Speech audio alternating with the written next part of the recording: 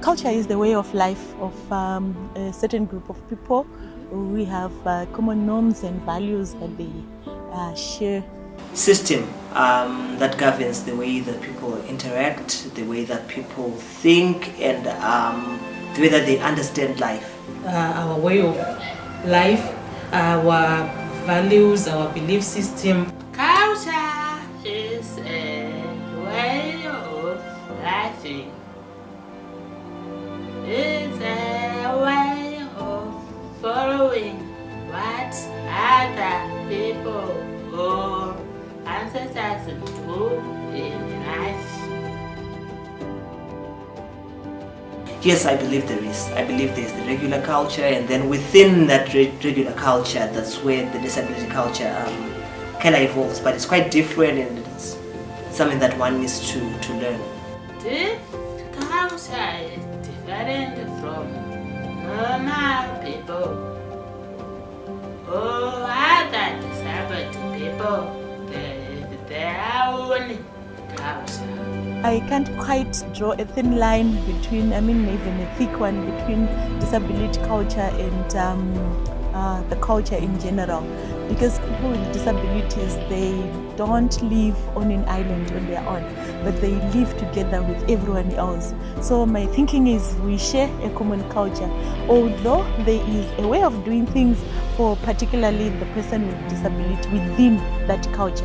When I think of disability culture, I view it as stereotyping, where individuals or the society looks at people with disabilities in a certain way. Like for the deaf, they are only culture. Since they cannot speak, they cannot hear, they use hands to speak. So their ears are their mouth. They have to create their own culture, which is simple to follow. As an individual, you have a way of doing things as someone who has a disability, which probably is apart from the rest of the family. Like for me, I am visually impaired. I have a way of finding my way around the house, around the place where I am familiar with. If we could say, maybe that's a component of a culture.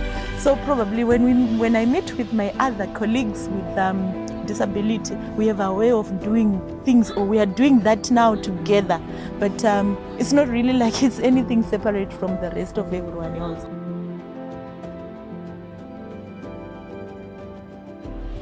One day I was on radio, on a national broadcaster, and someone called and they were like, oh, okay, is it true that people with albinism stink? They have this certain smell on them. And I was like, okay. If I had met you, if maybe you've met people with albinism, maybe a lot of them, you'd know that it differs with the person, like just like people of dark pigment.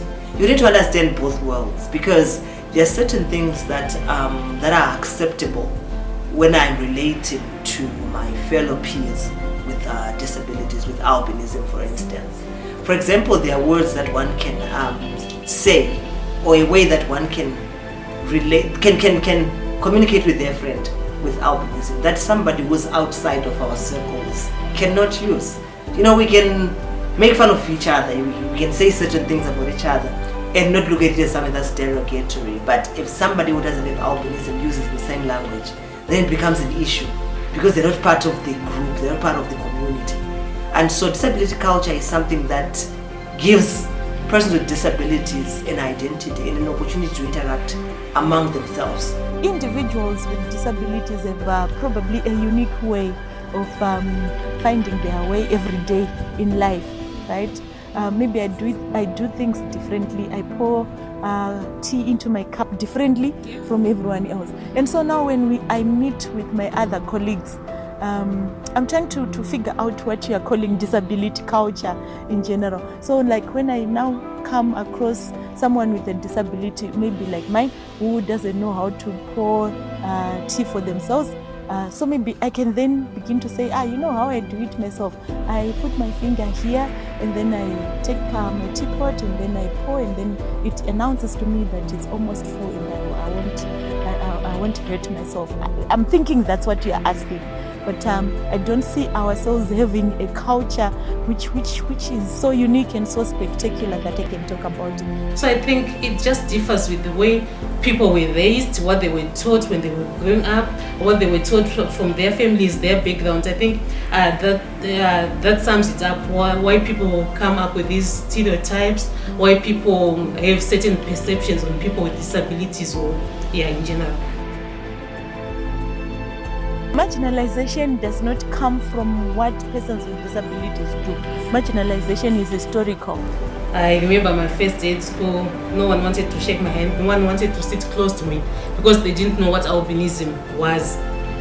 When people get to know me, then they maybe when we interact more, then they will have an understanding of what albinism is. People have perceived disability as that is a medical thing, or maybe it's a spiritual thing, or maybe it's something cultural, something, maybe the gods are angry, or maybe it's punishment, or maybe it's a curse. So marginalization comes from such opinions and perceptions. It has nothing to do with what someone does or what a group of persons with disabilities do. Even if people excel and they have disability, as long as social perceptions are still there, marginalization continues.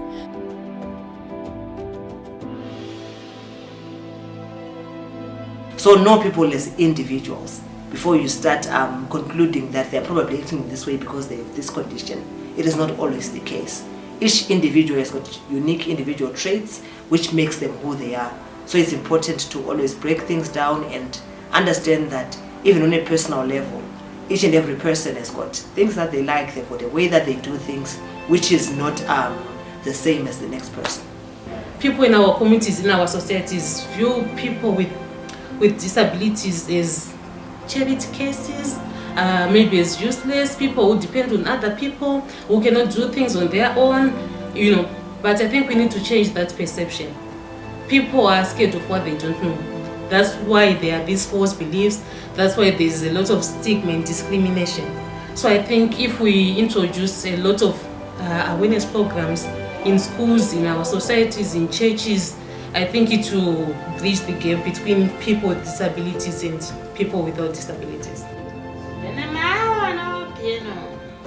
I think culture from disabled people and from those who are not disabled, they can join if they work together in the community with their life.